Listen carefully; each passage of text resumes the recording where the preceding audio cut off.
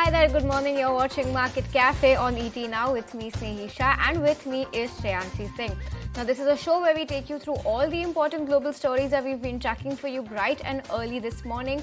And then we'll also talk about the stocks that could be potential buzzers in today's trading session and what brokerages are flagging out today morning as well and what's on their radar as well. So let's kickstart the show then by looking at the global handover. And Shreyansi, take us through what the US markets have done. Absolutely. So it's very interesting. The Dow ended Monday higher, and that was by more than 200 points or about 0.5% there. When you look at the S&P 500, that also added about 0.7%. NASDAQ Composite also jumped 1.1%, and this marks the fifth positive day for the two indexes. Now, when you look at the NASDAQ 100, meanwhile, that also climbed 1.2% and hit a 22-month high earlier on Monday. And Microsoft, when you look at major stocks, you do have Microsoft that climbed 2% and touched a 52-week high after the company said that former OpenAI CEO Sam Altman would be leading its artificial research team. Now, chipmaker Nvidia also added 2.3% and closed at an all-time high ahead of fiscal third quarter results on Tuesday afternoon. Now, the S&P 500's information technology sector was the top gainer, rising 1.5%. Now, one thing that investors will definitely be keeping their eye out for is the minutes from the Federal Reserve's October 31st to November 1 policy meeting. In fact, traders are hoping to glean some insight into policymakers' rate decision. Meanwhile, you did have the European markets that saw a cautious start following a strong week as the slew of third quarter earnings slows down. Last but not the least, you did have the yields declining following a Treasury Department auction that saw solid demand as investors assessed the chances that the Federal Reserve's interest rate hiking cycle is over. So largely that is what is the global handover at this point, Sneha. Absolutely. So that's the global handover when it comes to the equity front. But let's also take stock of what commodities have done. And we're seeing some action when it comes to the oil markets because oil futures have risen more than 2% on Monday, extending gains on the prospects of OPEC Plus deepening supply cuts to shore up prices after 4 weeks of decline on demand worries, as well as the concerns over the Middle East supply disruption owing to the Israel and Hamas conflict. Now, you had WTI that was rather unchanged at 77, but what's in focus here is Brent, because Brent is still steady at that $82 per barrel per mark, still continuing above $80. Remember, on Saturday it crossed 80 and it is still at 82. So we're seeing some continued uptick when it comes to Brent. Now, both of these contracts settled 4% higher on Friday after three OPEC Plus sources told reports that the producer group comprising the OPEC countries and allies including Russia is set to consider whether to make additional supply cuts when it meets on the 26th of November. Oil prices have dropped by almost 20% since last September, while prompt inter-month spreads for Brent as well as WTI slipped into the contango last week. In a contango market, prompt prices are lower than those in the future months, signaling sufficient supply. So, well, this is the action coming in on the oil front. WTI at 77, Brent, one to watch out for at $82 per mark. Shifting focus to the yellow commodity, then let's talk about gold, because gold prices have declined on Monday, weighed down by an uptick in the US Treasury yields, with investors awaiting minutes of the Fed Reserve's last meeting for cues on the central bank's interest rate path. Spot gold was down 0.1% to $1,978.2 per ounce, recouping the day's earlier losses. So some positivity there, but still under pressure. Spot gold rose as high as $1,993.2 on Friday as well, but we've seen a little bit of a drop coming in today. Yields declined. Let's talk about bonds, because Shreyansi also mentioned about bonds. Yields declined on Monday following a Treasury Department auction that saw solid demand as investors assess the chances that the Fed Reserve's interest rate hike cycle may be over. The yield on the 20-year Treasury declined 3 bips at 4.77 after a strong auction of $16 billion worth of bonds that happened on Monday afternoon. Let's also take stock of what the 10-year bond has done, and 10-year Treasury yield also at that 4.40 mark, well above the $5 mark that it had spiked to in the last few months, but well, around that 4.4 mark, that's the 10-year Treasury yield coming. Right, and in terms of events to look out for, you've actually got a very long list. You have the FOMC meeting minutes, You have Nvidia's earnings. In terms of corporate action, there's of course Atul that is considering a buyback to commence via the open market. So keep an eye on that counter. In terms of IPO action, well, this is of course a very important week in terms of IPO action. So you've got a host of IPOs that are opening this week. You've got IREDA or IRDA that is opening for subscription from November 21st to 23rd. So keep an eye on that one. In terms of other events, you do have European Commission publishing draft budget assessments. So definitely something that the market is looking out for. In terms of ECB President and German Finance Minister's comments about inflation, that is also something that investors are keeping on their radar at this point. Absolutely, lots of events and lots of things happening in today's trading session. Let's shift focus to some global news and bring you the latest from Israel as well as Gaza, because the Israeli offensive continues as troops expand their operations across the Gaza Strip. Qatari mediators have said that they are inching closer to a deal to rescue the 240 hostages that have been held by Hamas. US President Joe Biden said that he believes a deal is near to secure the release of some of the hostages that are being held by Hamas. Remember, about 240 hostages were taken during the deadly cross-border rampage that started on the 7th of October. And the latest that we're tracking in the AI world, reports are now suggesting that investors at OpenAI are exploring a legal recourse against the board after the directors ousted CEO Sam Altman. Now, the move sparked a potential mass exodus of employees. Let's look at what's happening at OpenAI in a little bit more detail. And after getting fired from the position of CEO of OpenAI, Sam Altman has reportedly joined Microsoft. Altman will be the CEO of the new advanced AI research team at Microsoft. The former president of OpenAI, Greg Brockman, will also be joining Microsoft with Altman. This had a domino effect over at OpenAI, where its staff is demanding the whole board to resign. Failing this, they might follow Altman to Microsoft, where they have been assured, quote, there are positions for all, unquote. Now, my colleague Sumita Karir also has more details on this report. So let's go across to her and listen into what she had to say. Will Sam Altman be reinstated as CEO of OpenAI or not? After what many called a bloody Sunday, the most sought after question finally has an answer. Sam Altman and Greg Brookman, founders of OpenAI, together with colleagues, will now be joining Microsoft to lead a new advanced AI research team, Microsoft Chairman Satya Nadella said in a blog post. Taking over as interim CEO, according to multiple reports, is Emmett Shear, the co-founder of Twitch, that is backed by Amazon. Announcing Altman's onboarding, Satya Nadella said, and I quote, "We look forward to getting to know Emmett Shear and OpenAI's new leadership team and working with them. And we are extremely excited to share the news that Sam Altman and Greg Brockman, together with colleagues, will be joining Microsoft to lead a new advanced AI research team. We look forward to moving quickly to provide them with the resources needed for their success." Remember, Microsoft pumped in $13 billion earlier this year into OpenAI. Something that observers say that Google was seemingly only managing to catch up to. Remember, Sam Altman's stunning ouster by OpenAI's board sent shockwaves through the tech industry globally, considering Altman and OpenAI was synonymous with each other if we track the astronomical rise of the AI company and, of course, its founder, ever since they announced ChatGPT. Reportedly, Altman wanted to push for efforts to make OpenAI into a commercially viable business, while board members were concerned that he was moving too quickly, without sufficient concern to safety risks. Besides, Microsoft's products like Copilot and Office 365 are built to work with GPT-4. Hence, Nadella's involvement is not something that's coming out of the blue. Also, Nadella, along with investors and Meera Murati, who was the earlier interim CEO, was pushing for Sam's reinstatement into OpenAI. For now, this new move by Microsoft and Nadella creates one nucleus for AI. Not OpenAI, but it is Microsoft, which has taken a leap over Google. Now, that not only has Altman, but also has its AI partnership intact, with Nadella saying that he has confidence in the product roadmap.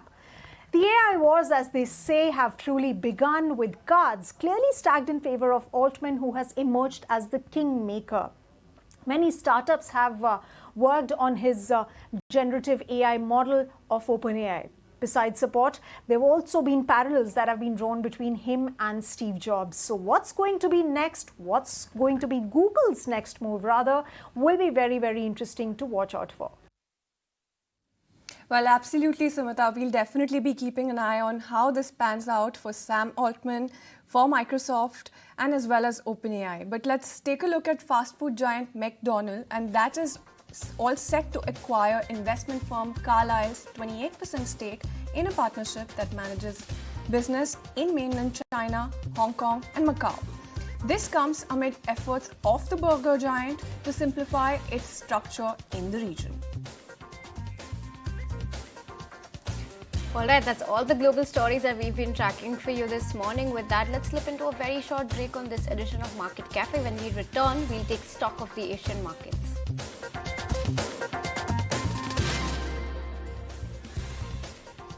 Hi there, welcome back, and thanks so much for staying tuned to Market Cafe.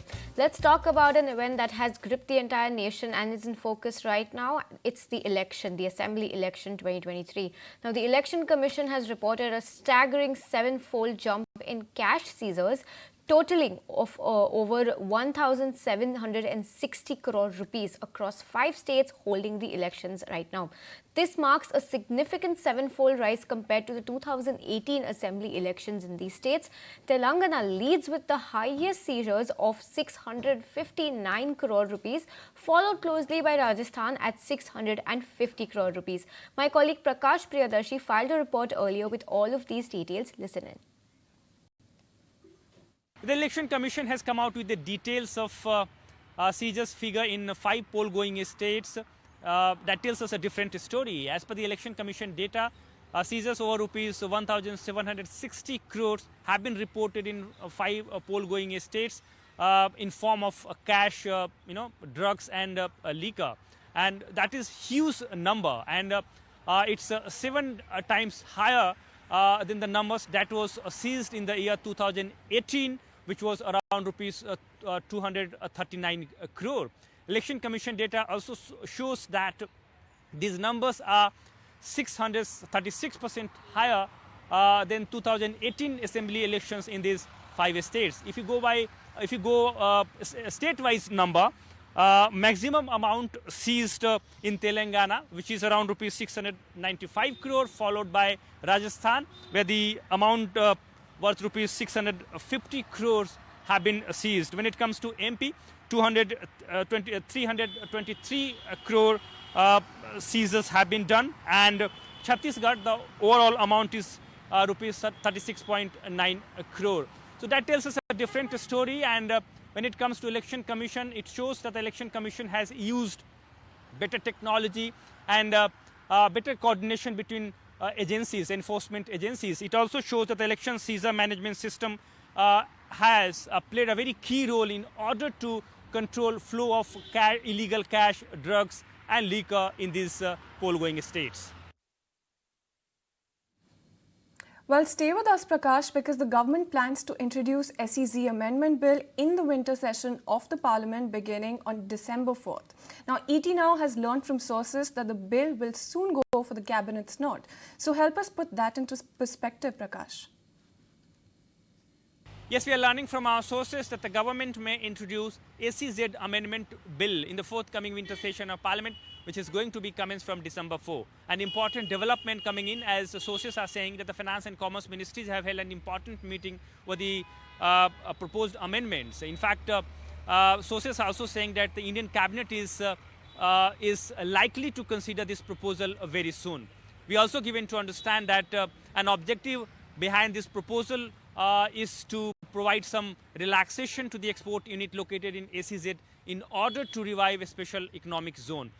Sources are also saying that the government may simplify process of denotification of export unit located in a special economic zone. Other than that, export unit could be given some operational freedom to sell their products in a domestic market through amendments in current SEZ Act. Let's see how it pans out. It is important to know that the Finance Ministry is not in favor of implementing proposal made by Commerce Ministry in Desh Bill. Commerce Ministry has proposed to provide duty relaxation to the export unit located in special economic zone, but the finance ministry is not okay with these provisions. Let's see how it pans out, but the government is moving ahead with some changes, some amendments in current SEZ Act.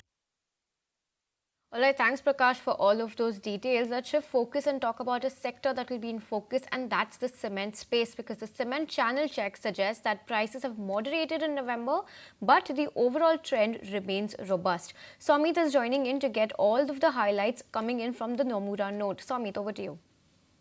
Well, if you see the cement prices now, they have moderated marginally in the month of November, but continue to remain strong on a sequential basis. That is, in the third quarter, so far the prices are on the higher side as compared to what we had seen in the second quarter of FY24. But now speaking about the month of November, prices have come down by around rupees 7 per bag on pan-India basis. Now the price decline was led by all the regions except for South India. Now trade prices have remained, however, strong on a sequential basis at around 17 rupees per bag higher compared to the prices that we had seen in the second quarter. Now, when we speak about region-wise for the month of November, in the southern region, trade prices continue to remain robust. It's up around 34 rupees on a sequential basis, and October price hike of around 35 rupees per bag continued to remain stable that the companies had taken. When it comes to the northern region, prices have corrected by around 13 rupees per bag on a month-on-month basis, and this was owing to demand shortage, which remained weak due to labor unavailability and because of the ban in construction activity that we had seen in the northern region. When it comes to the western region, trade prices declined by around 12 rupees per bag on a month-on-month basis as demand remained weak due to festive season. When it comes to the eastern region, trade prices continue to moderate even in the month of November. Now, if you remember, in the month of September, a big price hike was taken of more than 50 rupees per bag. However, since then, we have been continuously seeing a decline. And in the month of November, also, if you see, the prices have declined by around 6 rupees per bag. Now, central region, trade prices declined by around another 6 rupees per bag on a month-on-month basis due to weaker demand due to the upcoming election that we are seeing in the Madhya Pradesh area. Now, overall, if you see, the prices have come down by around 7 rupees per bag owing to weak demand due to labor unavailability, shortage or ban construction activity ban that we have seen, and also because of election and demand shortage in various regions that we have seen in India. Somit, but stay with us for now because we do see that holding companies have been on a tear fueled by SEBI's delisting proposal. Interestingly, for the first time ever, a holding company, Tata Investment, is now trading at a premium to its value of stake in the group's listed entities. So help us put this into perspective.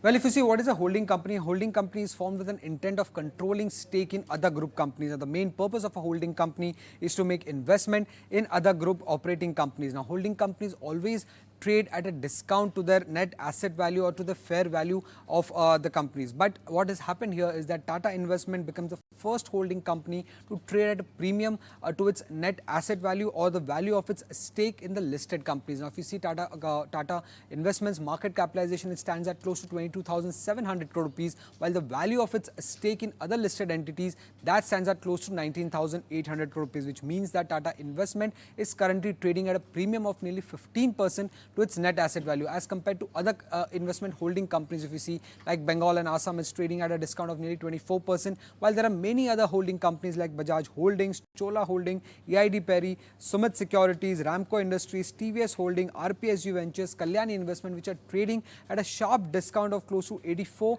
to 50% to their net asset value. Now, what has led to this increase in market capitalization of Tata Investment? Tata Investment's market capitalization, in fact, or share prices have increased by around 112% on a YTD basis, while the share prices of its investment holding companies like Trent, that has increased by around 95%, Tata Motors is up around 71%, Oriental Hotels is up around 43%, while other companies like Tata Elxsi, Indian Hotels, Titan, Tata Power, Tata Consumer, TCS, Voltas, Tata Steel and Tata Chemical is anywhere up between 2 to 32% on a YTD basis. Now, what is the key factor that is working in favor of this holding company is the SEBI paper on voluntary delisting norms. Now, the proposal on this new delisting norms suggests a delisting for investment holding companies. Now, what it suggests is that this investment holding companies could go ahead and delist their company by giving shares in proportion to their holding in the other companies. Now, just to explain this in a simpler manner, we have taken the example of RPSG Ventures. Now, RPSG Ventures is the investment holding company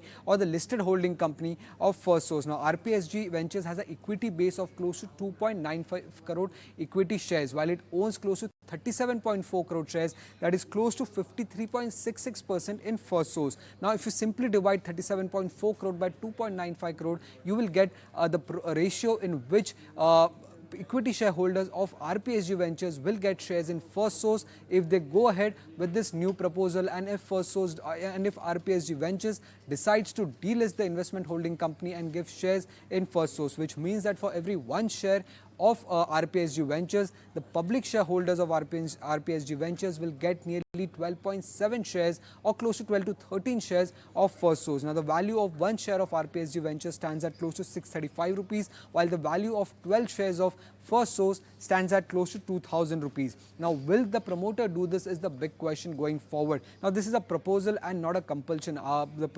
promoters of any investment holding company have this option to go ahead and delist their companies using this as an option. However, analysts believe that this is a less likely effective route that the promoters might take, given the fact that the promoter's stake in the important company or the listed company would go down going forward. So most likely promoters might not go ahead with this, but this gives them an option of giving shares in the main company and delist the investment listed holding company going forward.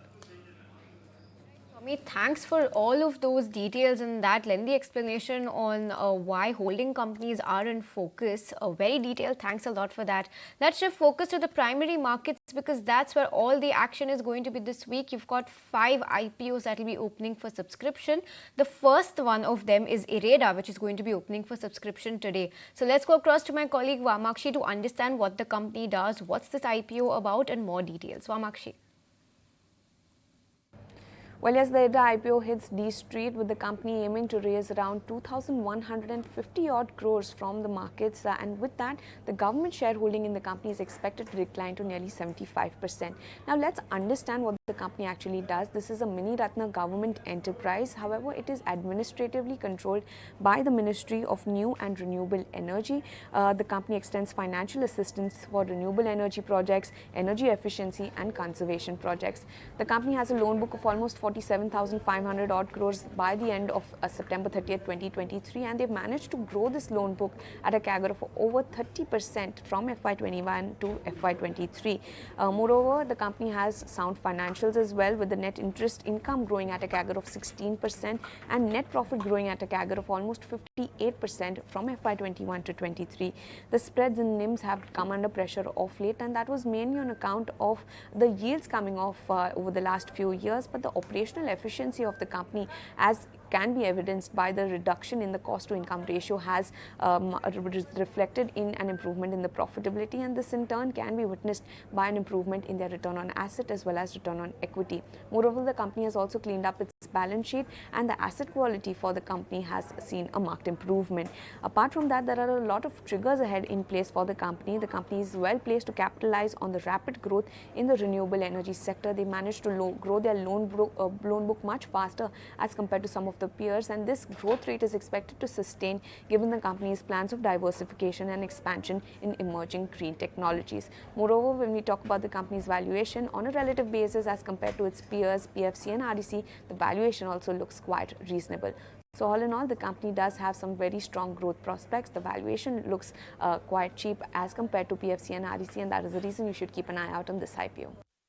Well, thanks, Vamakshi. So it's like IPO rush on D Street, and market is preparing for 3 IPOs this week: Tata Tech, Fedbank Financial Services, and IREDA in Energy Investment. Now, we caught up with the management of all of these companies. Let's listen in to what they had to say about their growth plans. Are investing very heavily to improve our positioning in aerospace, transport, construction, and heavy machinery. I truly believe that India will be the innovation hub, the platform from which the majority of product development work will be driven in the future. We believe that we are in a fantastic position to be able to fulfill that potential for Tata Technologies, for the Tata Group, and to make a meaningful contribution to what will happen to the industry over here. We are present in 575 branches across 16 states and union territories in India. Now, every year we will continue to open branches, and the numbers of which and the specific locations we will, firm up at the time we make our operating plan.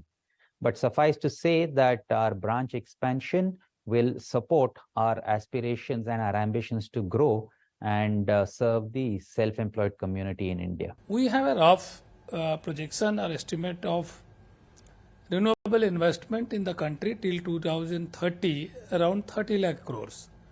And if you go by a rough estimate of debt equity 75 to 25, then around 24 lakhs crores will be required for additional capacity. And out of that 24 lakh crore, typically 50% is expected to be supported by the NBFCs. When I talk about NBFC, the major player would be IREDA and other two major arm of Power Ministry, that is REC and PFC. All right, with that, it's time to slip into a short break on this edition of Market Cafe. We'll bring you more stock-specific updates on the other side.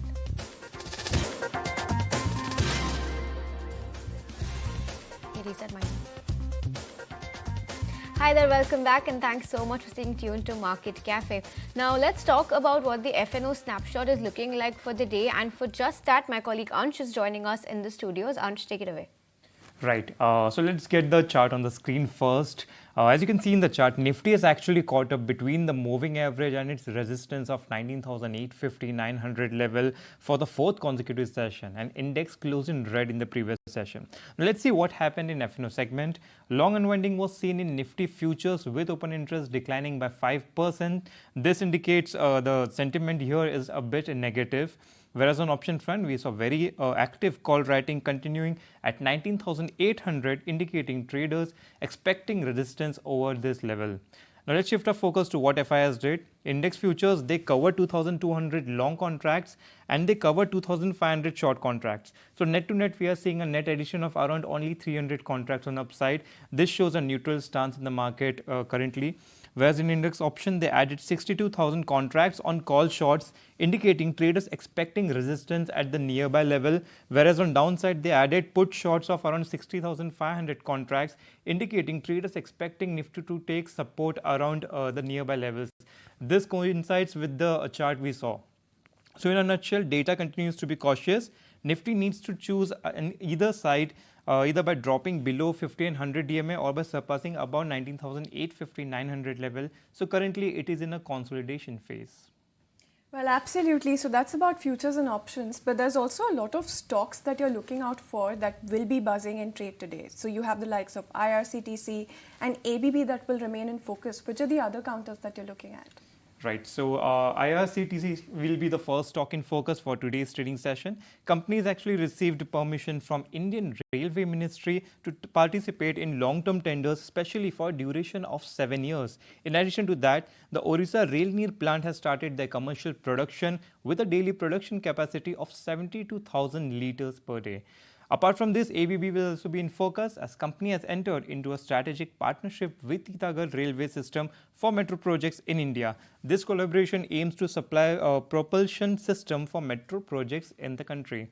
Karnataka Bank has entered into an agreement with HDFC Life Insurance for the distribution of life insurance products. Moving on to Tata Power Renewable Energy, company has achieved a milestone by surpassing 1.2 gigawatts capacity in group captive project. The company also have a substantial pipeline of renewable project in their finalization phase.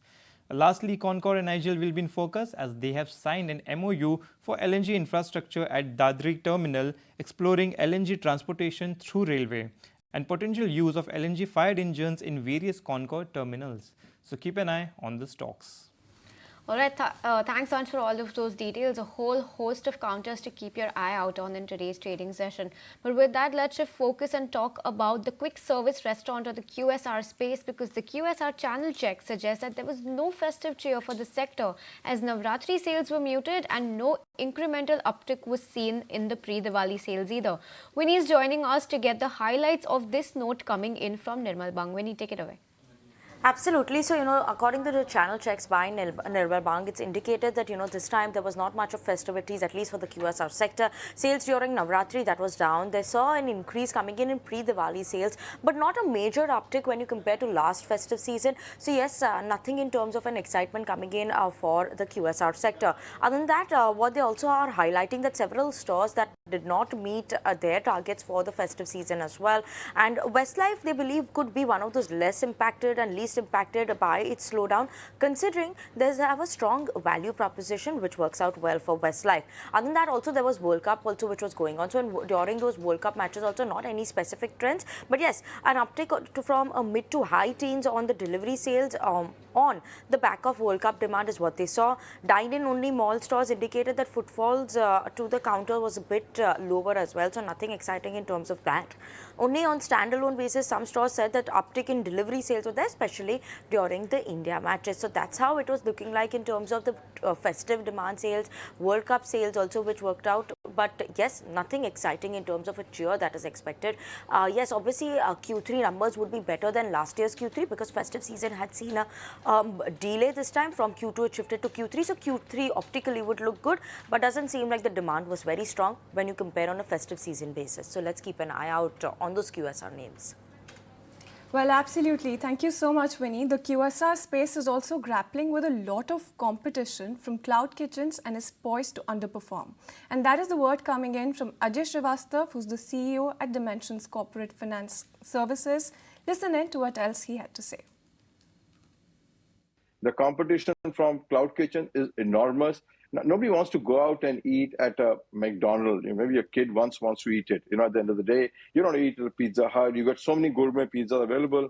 I think those people have lost the plot in India at this point of time, number one. Number two is the overestimation of market. In a country where almost 60-70% of people need to be fed food grains free of cost to survive, how big is your market for the QSR? And look at the pricing of those products. When they were cheap, they were good. When you price them the way they're priced today, you're taking it out of budget for a whole amount of the community of India and the consumers of India. So I think they were a darling at one time because, one, they promised that we'll access a large market. The pricing base of the products was much more cheaper than what it is today. With today's prices, they have narrowed down their customer bucket, and that is showing up.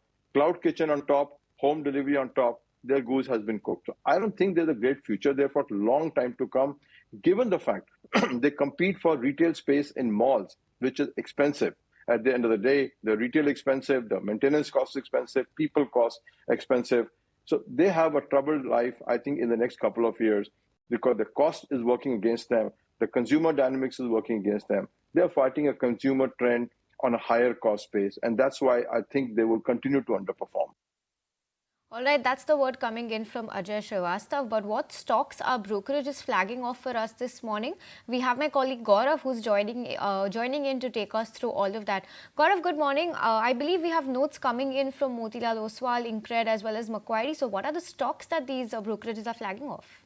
Right. So the first stock that we are tracking on the back of the brokerage notes is SBI Cards, where the Incred has downgraded the rating to reduce with the target price of 600 rupees, which is quite below the target price of 1000 rupees, which they had given earlier. Now they are expecting this because of the RBI's note on the risk weights which came yesterday, and they are believing that the 4.1% capital consumption will be gone by SBI Cards. Because of this, they are also expecting the loan book to slow down and the cost of funds to go up, and because of which they are expecting the EPS cut in the range of 12 to 17% going ahead in the next 2 years, and because of which they have downgraded the stock to reduce with a target price of 600 rupees per share.